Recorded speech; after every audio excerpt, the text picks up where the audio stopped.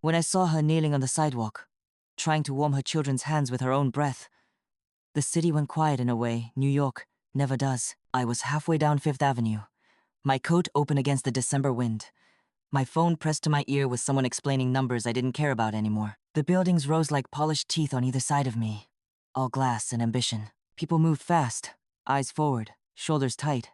I'd walked this stretch 1,000 times, sometimes with security, sometimes without, always invisible in plain sight. Then I saw her. At first, she was just another shape against the cold. A woman sitting on flattened cardboard near a closed jewelry store, her back curved like she was apologizing for existing. 2 small children huddled beside her, bundled in coats that had seen better winters. One of them was crying, not loud, not dramatic, just that soft, exhausted sound children make when they've already learned no one's coming right away. I don't know why I stopped walking. Something tugged at me, low and insistent, like a memory trying to surface. I lowered my phone and stared, really stared, and the world shifted on its axis. She lifted her head, brushing dark hair from her face, and for a split second I was 17 again, sitting in the back row of chemistry class, watching Isla Munro laugh at something I'd said under my breath. The laugh was gone now. The brightness, too. But the eyes, those were the same. Gray, blue, wide set, always looking like they were holding a question. Isla?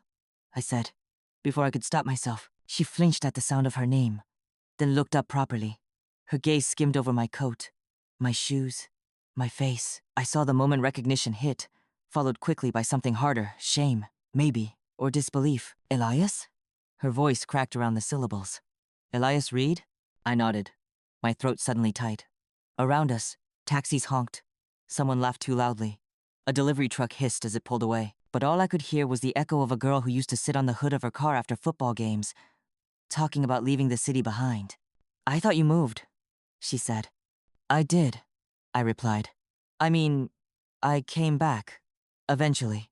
I glanced at the children, both watching me now with solemn, too old eyes. Are these my girls? Isla said quickly, a hand coming up like a shield. Maya and Luna. They didn't wave. They didn't smile. They just leaned closer to their mother, as if bracing. I asked the question I already knew the answer to. Are you okay? She gave a short, humorless laugh. Does it look like it? That was the moment something broke open inside me.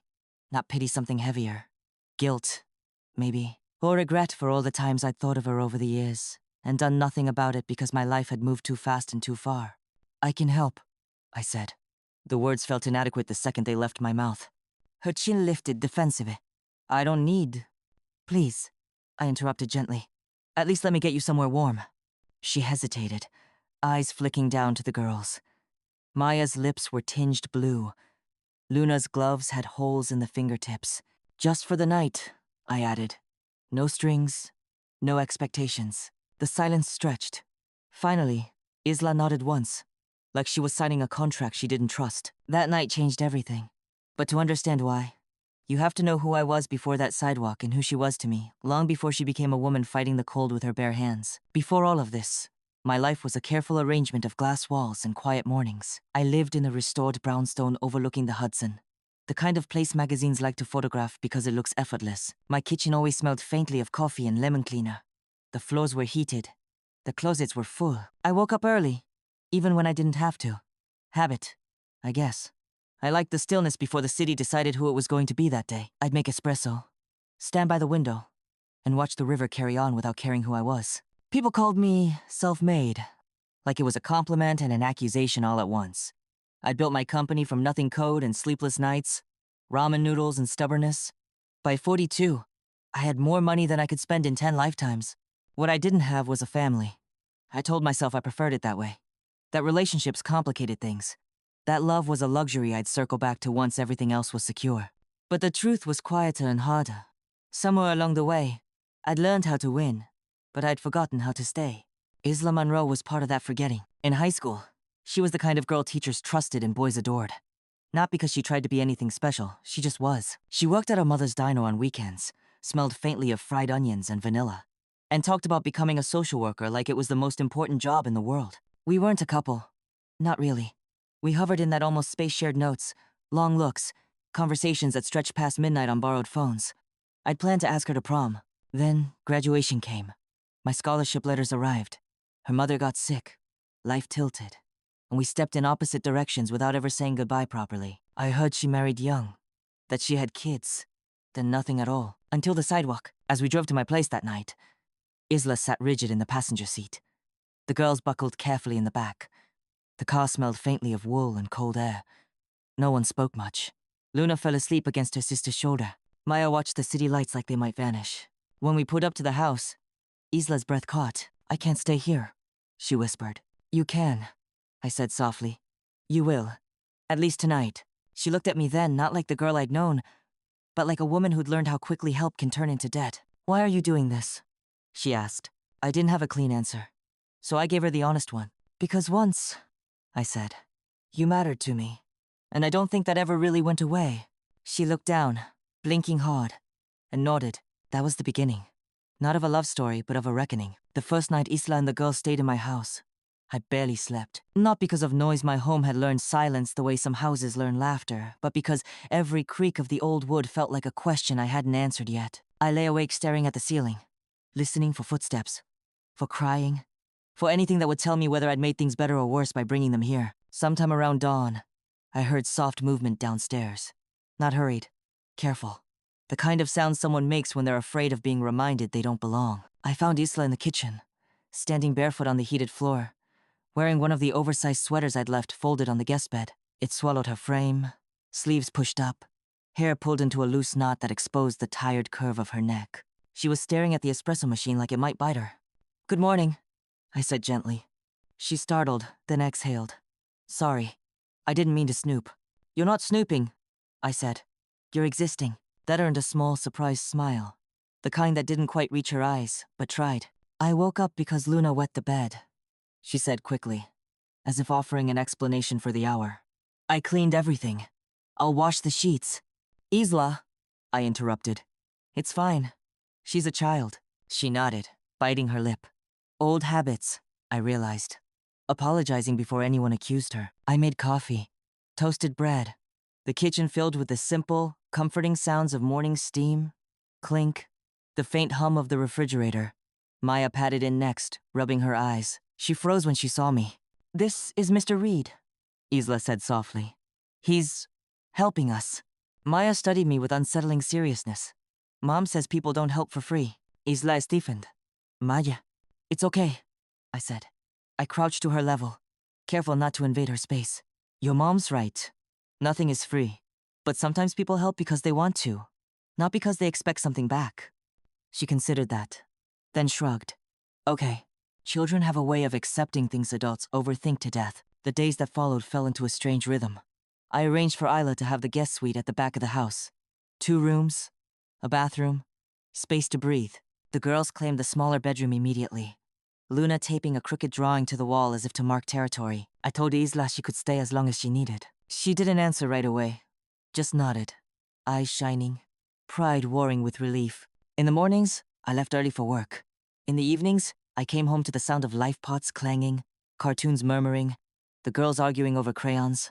The house felt different, warmer, less like a museum curated for a man who might never come home. Isla found a job within 2 weeks. Part-time at first, at a community center not far from the house. She worked with families, housing assistance, food programs, childcare resources. It was the kind of work she'd always talked about, back when she believed the world could be fixed if you just showed up for it. One night, after the girls were asleep, we sat across from each other at the kitchen table. The clock ticked softly. Outside, the river moved on. "You don't have to do all of this," she said suddenly. "I know you think I'll get comfortable. I won't." "I'm not worried about that," I replied. She frowned. "Then, what are you worried about?" I hesitated, then told the truth. "I'm worried you don't believe you deserve help." Her shoulders sagged, just a little. "You don't know what it's like," she said quietly. "To ask, to need." "I don't," I admitted, "but I want to understand." She looked at her hands, fingers twisted together. Their father left when Luna was 3 months old. Said he wasn't ready. Promised he'd send money. He did twice. Then nothing. "What's his name?" I asked. "Leo," she said. The word came out flat. "Leo Dawson." Something in her tone told me that name carried weight. Not anger, something more dangerous. Disappointment that had settled into bone. "He's not around," she continued. Hasn't seen them in years. I figured it was better that way. I didn't press. Everyone has chapters they're not ready to reread out loud. Weeks turned into months. Isla grew stronger, not magically. Not all at once, but in the small ways that matter. She laughed more. She slept through the night. She stopped apologizing for taking up space. And somewhere along the line, I realized I was falling in love with her. Not the girl she used to be. The woman she'd become. It terrified me. I told myself not to cross that line. That she needed stability, not complication. That the power imbalance alone made the idea irresponsible. But love doesn't care about logic. It shows up in the way you notice how someone takes their tea. In the way your chest tightens when they're quiet too long. The first sign of trouble came on a Tuesday. Isla was late picking the girls up from school. Not like her. When she finally arrived home, her face was pale, eyes unfocused. "Everything okay?" I asked. She shook her head slowly. "He found us." My stomach dropped. "Leo?" She nodded. "He was at the school. Said he had rights. Said he wants to be in their lives now. The past has a way of demanding attention when you least expect it, and this was only the beginning." For a long time after Isla told me Leo had found them, neither of us spoke. The girls were upstairs, doing homework at the desk I'd bought the week before without really thinking about it. The house smelled like tomato sauce and garlic. Everything looked normal. That was the unsettling part, how easily disaster can walk into an ordinary evening and sit down like it belongs there. "What did he say?" I finally asked. Isla sank into the chair across from me, rubbing her temples. "That he's changed. That he's sober now. That he wants custody, or at least joint custody." He kept using that word, like it was a badge. Custody. The syllables felt heavy, legal, sharp-edged. "Has he ever contacted you before?" I asked. "Once. About a year ago. A message on Facebook." I didn't reply. She swallowed. "I didn't think he'd actually show up." "Did he threaten you?" She shook her head. "Not directly, but he smiled, like he was already planning something." That night, I lay awake again. This time, it wasn't uncertainty, it was anger. Not the explosive kind. The cold, focused kind that sharpens your thoughts. The next morning, I called my attorney, not because I wanted to control the situation, because I wanted to understand it. 2 days later, Leo filed for custody. The papers arrived in a thick envelope, delivered by a man who didn't look Isla in the eye. She read them standing in the foyer, hands trembling, breath shallow. "I can't do this," she whispered. "I don't have money. I don't have..." "You have me," I said quietly. She looked up, tears spilling over. "That's what scares me." I knew what she meant. Help can turn into leverage if you're not careful. Power can tilt even the most sincere intentions. "I won't make decisions for you," I said, "but I'll stand with you. Every step." The custody battle moved faster than either of us expected. Leo's lawyer painted a picture of redemption recovery programs, stable housing, a newfound desire to be a father. They questioned Isla's housing history, her finances, her reliance on a wealthy benefactor. That last phrase burned. Isla came home from the first hearing hollowed out, like something essential had been scooped away. She sat on the edge of the bed, staring at the floor. "They made me sound irresponsible," she said, like loving my kids wasn't enough. I sat beside her, careful not to touch unless invited. "They're doing what lawyers do. It doesn't make it true." She laughed softly, bitter. "Truth doesn't matter in court. Paper does." So we gathered paper. School records, doctor's notes, letters from teachers and neighbors. Proof of stability, of care, of a life built with effort and sacrifice. And then there was Leo. The more we looked, the less his story held together. He'd changed addresses 3 times in 6 months. His steady job was freelance work paid in cash. His sobriety was self-reported. My investigator, someone I'd hired for corporate matters before, found old police reports, noise complaints, a DUI from 2 years back that had been quietly pled down. When I showed Isla the folder, she closed her eyes. "I didn't want him to be a villain," she said. "I just wanted him gone." "I know," I replied, "but wanting doesn't make it so." The hardest part wasn't the court dates. It was the waiting. Maya started asking questions. "Is that man going to take us?" "No," Isla said quickly. Too quickly. "Of course not." Luna had nightmares.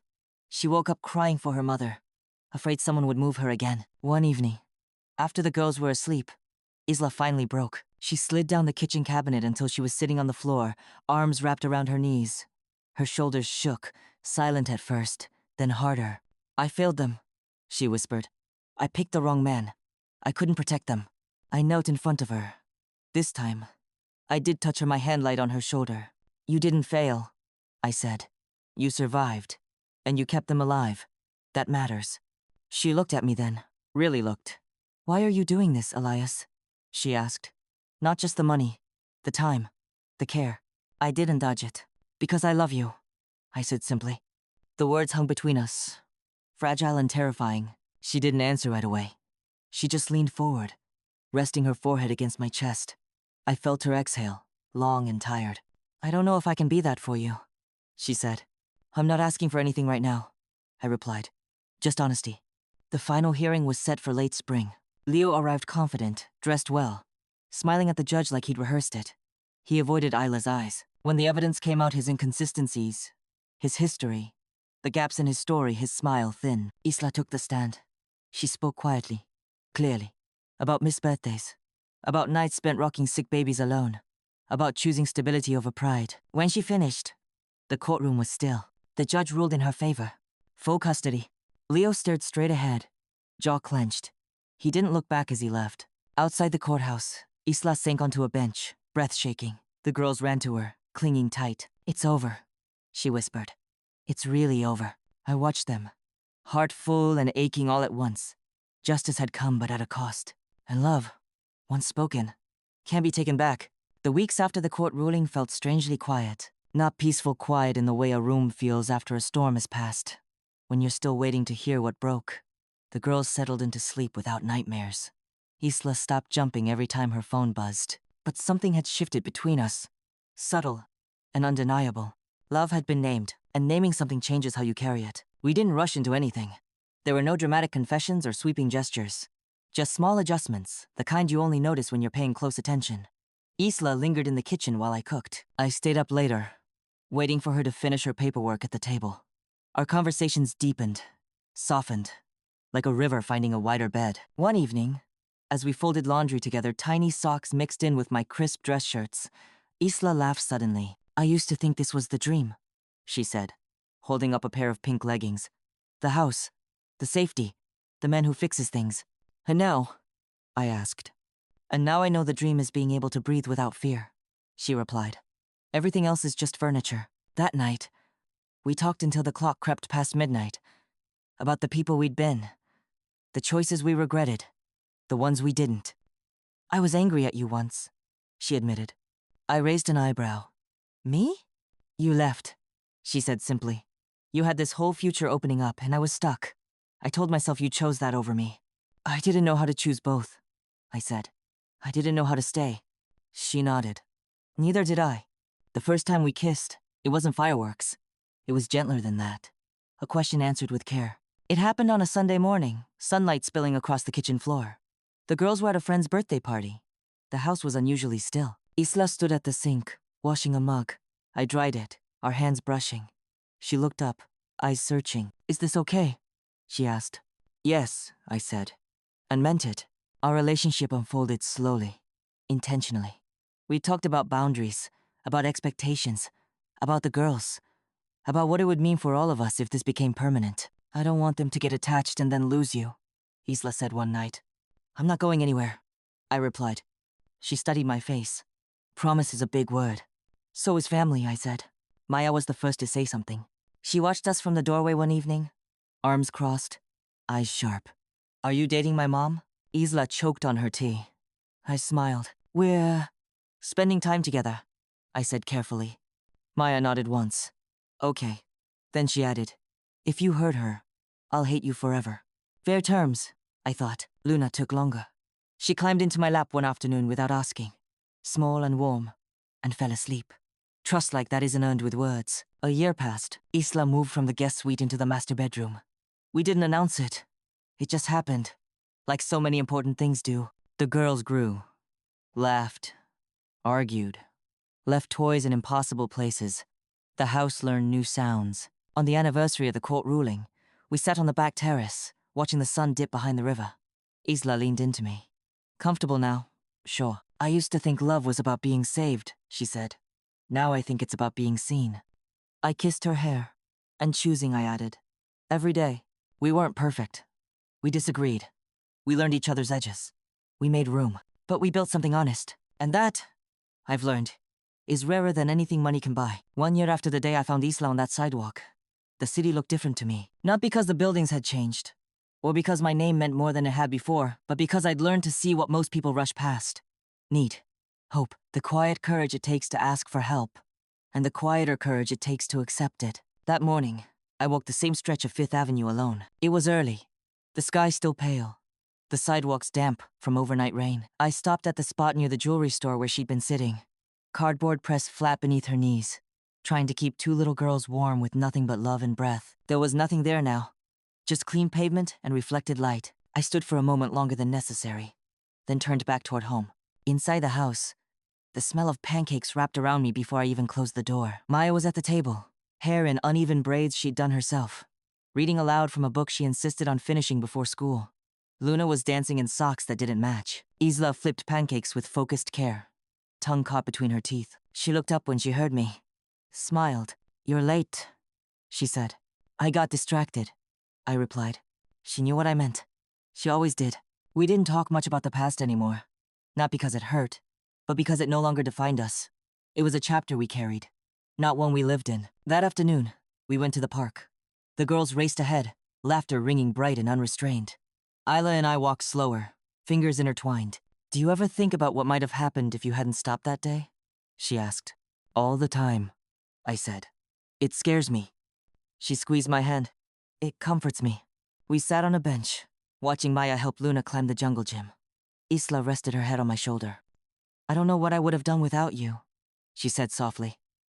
"You would have figured it out," I replied. "You always do." She shook her head. "Maybe, but it's different not being alone." Later that evening, after the girls were asleep, I brought out a small box. No audience, no kneeling, just us. "I'm not asking you to promise forever," I said.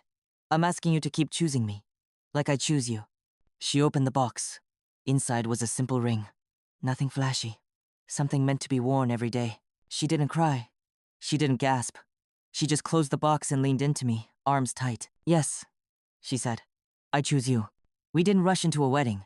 We talked, planned, adjusted, made sure the girls felt safe and included every step of the way. When we did marry, it was small. Backyard. Close friends. Bare feet on grass. Maya walked her mother down the aisle. Luna held the flowers with solemn pride. As I looked at Isla, really looked, I saw not the girl I'd once loved from afar, or the woman I'd found at her lowest, but my partner, my equal. That's what love is, I've learned. Not rescue, not obligation, choice. Every morning, I choose her. Every night, she chooses me. And together, we choose this family. If you're listening to this and wondering whether stopping, whether caring, whether choosing someone when it's inconvenient is worth it, I'll tell you this, it changed my life. Would you have done the same? Thank you for walking this story with me today. Life has a way of surprising us, sometimes with heartbreak, sometimes with hope. Elias and Isla's journey isn't a fairy tale. It's a reminder that real love is complicated. It's messy. It's choosing someone not once, but every single day, especially when it's hard. We all carry ghosts from our past choices we regret, people we lost, wounds we try to hide. But what if healing begins the moment we decide to show up? To offer help without judgment, to accept love when it's offered with an open hand? Isla's strength wasn't just in surviving. It was in learning to trust again, to open her heart despite the pain. Elias's wealth wasn't what saved them. It was his willingness to see her, to stand beside her without expectation. I want to ask you, gentle listener, when was the last time you truly saw someone struggling, really saw them and chose to help? Not because you had to, but because you could? And when was the last time you let someone see your struggle, your pain, and allowed yourself to be helped? Sometimes, the hardest battles are fought in silence. Sometimes, the bravest thing is to accept a lifeline. If this story touched you, please share your thoughts in the comments. Have you ever been that person offering or receiving help?